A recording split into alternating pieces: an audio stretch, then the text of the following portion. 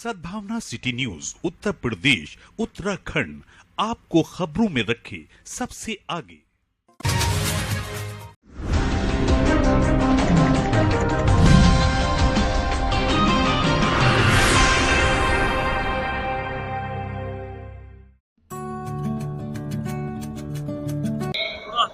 हाँ, ओके, आप खुद इंतजाम करके भाई यहाँ तशरीफ लाए दावत पर और आकर बैठे जमीयत उलमा हिंद के खुद्दाम के दिल में इसकी बड़ी कदर है।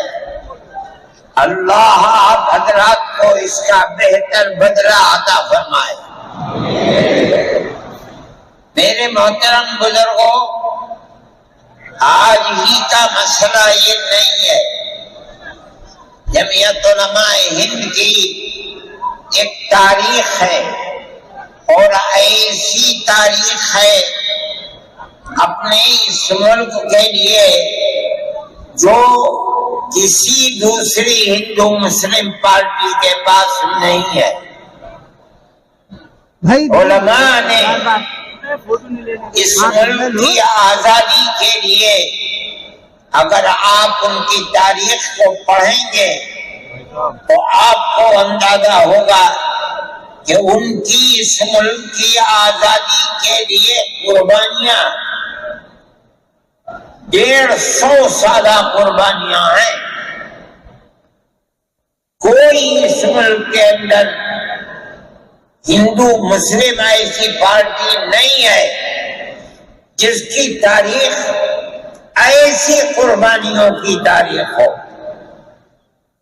हजरत शाह अब्दुल अजीज साहब मुहद्दिस देहलवी ने 1803 में आवाज बुलंद की थी कि हमारा मुल्क गुलाम हो गया। इस गुलाम मुल्क को आजाद कराना इस मुल्क में बसने वाले हर मुसलमान और हर शख्स का फर्ज है। जो इन्होंने अपना मौक़िफ़ इख्तियार किया था पत्थर की चट्टान की तरह, उसी तरह उस मौक़िफ़ के ऊपर खड़े रहे। सबसे पहला जिहाद सन 1932 के अंदर हुआ। हिंदुस्तानी लोग तो जानते भी नहीं, और उसके अंदर लोग मर गए, खत्म हो गए। शाह अब्दुल अजीज साहब के रिश्ते के उनके करीब उनके औलाद में शाह इस्माइल शहीद और रायबरेली के शाह अहमद शहीद दोनों के दोनों खत्म हो गए, शहीद हो गए बालाकोट के मैदान में। लेकिन पीछे नहीं हटे।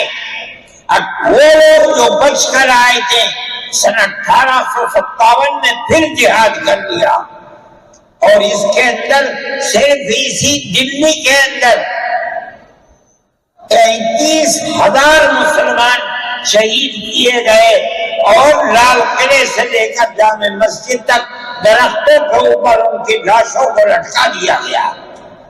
ये मुसलमान की तारीख है, उलमा की तारीख है।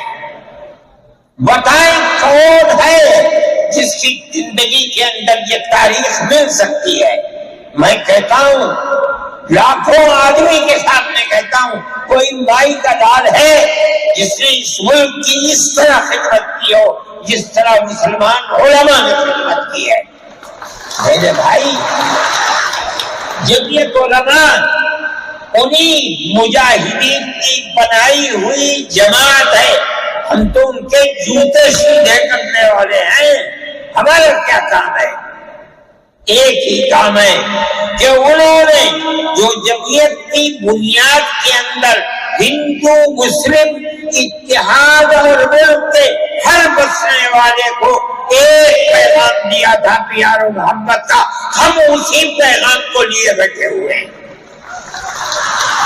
हमारा काम सिर्फ इतना है, दुनिया तोड़ना चाहती है, हुकूमतें बर्बाद करना चाहती है, फिरका परस्त ज़हनियत आग लगाना चाहती है, ये नारा देना चाहती है کہ ہندو الگ، سکھ الگ، مسلمان الگ.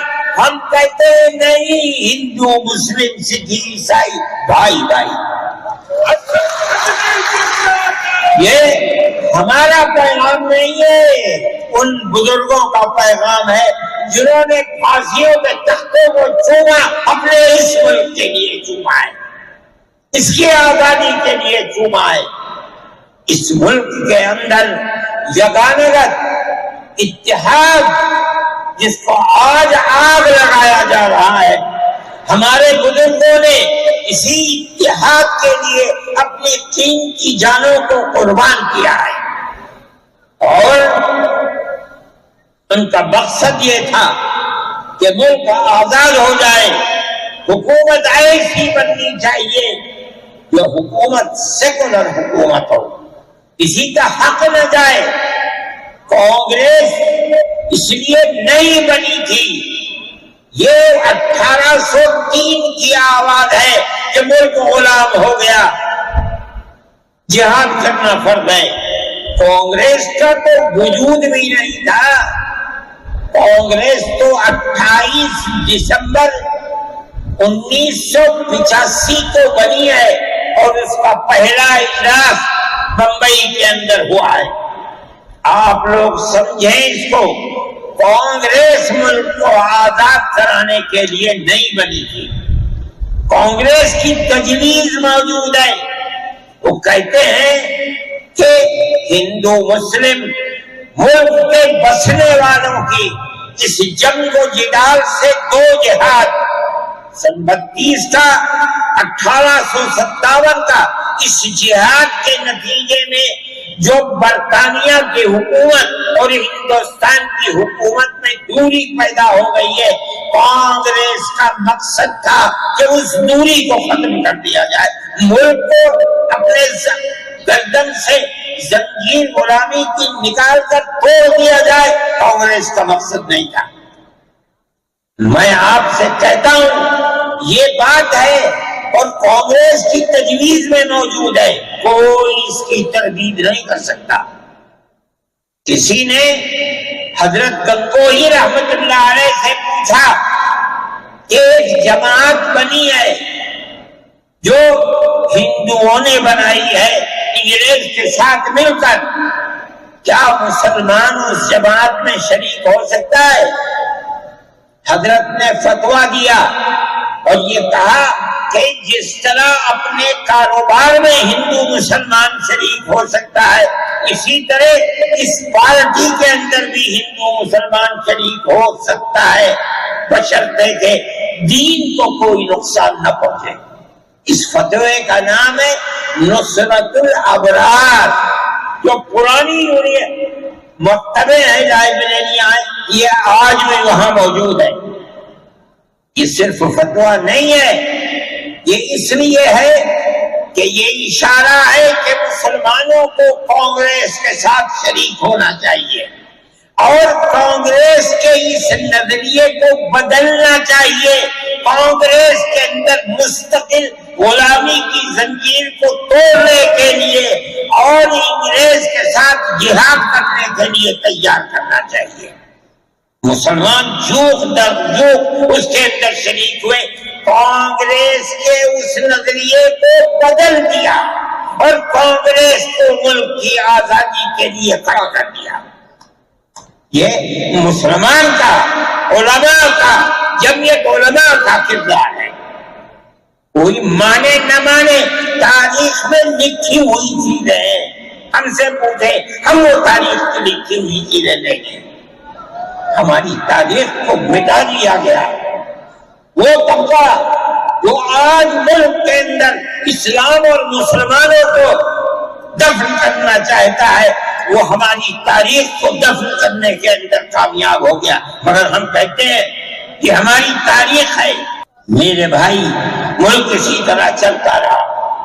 جیسے جیسے آزادی قریب آتی رہی، جمعیت علماء ہند وہ تنہا ایک جماعت تھی جو برابر موتی لال نہرو، جواہر لال نہرو، گاندھی جی سے یہ بات کہتی رہی کہ ہمیں ضمانت دو، ہم 143 سال ہیں ہماری زندگی جہاد کی زندگی، ہمیں یہ ضمانت دو کہ ملک آزاد ہوگا تو اس کا کردار سیکولر کردار ہوگا، دستور سیکولر دستور ہوگا، جس کے اندر ہندو، مسلمان، سکھ، پارسی، عیسائی ہر ایک کو اپنے مذہب کے ساتھ جینے کا حق ہوگا اور حکومت کا کوئی مذہب نہیں ہوگا۔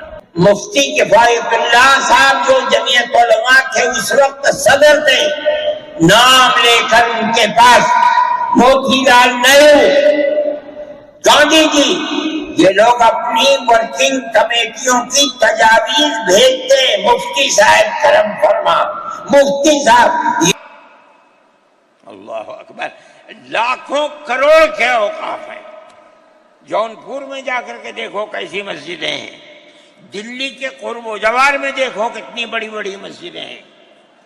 ہندوستان کا وہ طبقہ جو ان مساجد کے اوقاف کو ہڑپ کرنا چاہتا ہے، کہتا ہے اگر کسی وقف زمین یا مسجد یا کسی بھی چیز کے کاغذات وقف کے نہیں آئے اس کو وقف نہیں مانا جائے گا۔ کون 500 سال پرانے کاغذات لا کر کے پیش کر دے گا؟ قانون یہ تھا کہ جو مسجد بنی ہے، جو وقف پر بنتی ہے وہ وقف ہے۔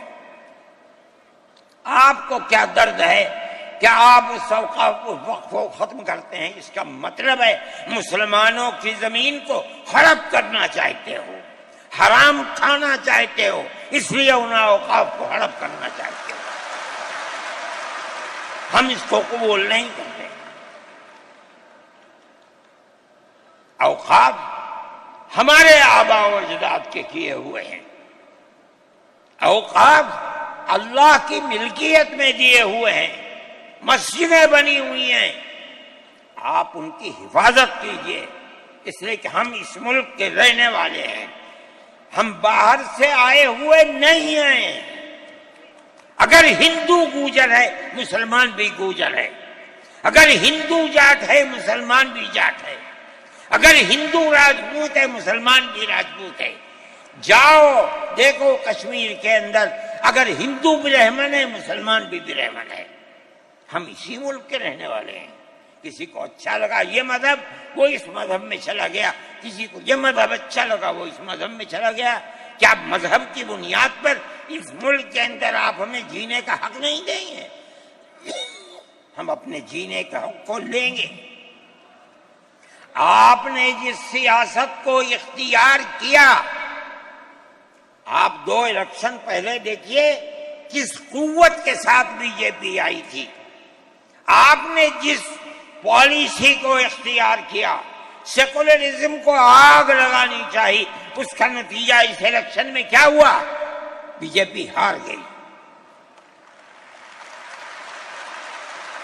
میں کہتا ہوں کہ اگر چندرا بابو نائیڈو کی بیساکھی نہ ہوتی اور ادھر نتیش کمار کی بیساکھی نہ ہوتی تو بی جے پی گورنمنٹ نہیں بنا سکتی تھی۔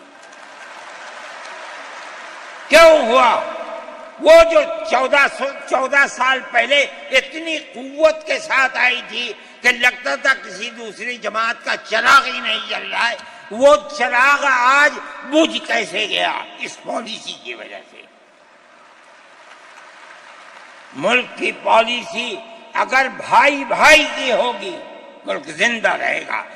ایک باپ کی اولاد 5 4 3 اگر پیار و محبت کے ساتھ رہیں گے وہ گھر آباد رہے گا، اگر دشمنی ہوگی سب برباد ہو جائیں گے۔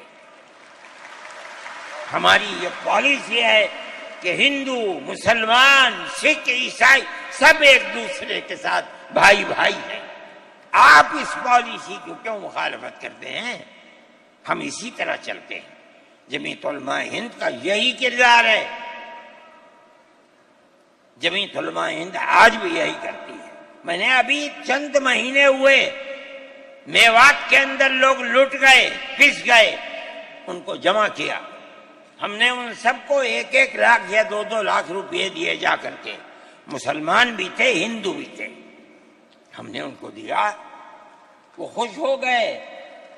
ہم ہر سال تقریباً 1.5 کروڑ روپے دیتے ہیں بچوں کو جو پڑھنے والے ہوتے ہیں، جو غریب ہوتے ہیں، اونچی تعلیم کے لیے. اب آپ دیکھیے جو فرقہ پرست، اور میں کہتا ہوں ببانگ دوہل کہتا ہوں کہ آسام کے چیف منسٹر کا کردار بدبودار کردار ہے، خراب کردار ہے، مسلمان کو دفن کرنے کا کردار ہے. وہ یہ کہتا ہے کہ آسام کے سوا آسام کے اندر مردم شماری 71 نہیں، جیسے سارے ہندوستان میں 51 ہے، اسی طرح آسام کے اندر بھی 51 ہوگی. آپ سمجھتے ہیں اس کا اثر؟ آج اس کا اثر یہ ہوگا کہ اگر 71 ٹوٹ جائے اور 51 پر آ جائے تو آسام کے اندر 1.5 کروڑ بچے اور بڑے سب ہندوستان سے باہر ہو جائیں. کہاں جائیں گے؟ صرف مسلمان کی مخالفت. کھانا ہضم نہیں ہوتا ہے بغیر مسلمان کی بربادی کے. کوئی نہیں تھا، تنہا جمعیت علماء تھی. اس کے اندر بڑا کردار ہے مولانا مشتاق انور کا، جو جمعیت علماء آسام کے صدر ہیں. وہ میرے ساتھ شانہ بشانہ کھڑے رہے اور 12 سال سے زیادہ مقدمہ لڑا. کروڑوں روپیہ اس کے اوپر خرچ کیا گیا. یہ خدا کی قدرت ہے. آج آیا تو یہ طے کر دیا گیا کہ 51 نہیں، آسام میں 71 ہی بنیاد بنے گا. اس کا کیا مطلب ہے کہ آپ نے آسام کی 80 لاکھ کی آبادی کو زندہ کر دیا جو موت کے کنارے پر کھڑی ہوئی تھی. مجھے افسوس ہے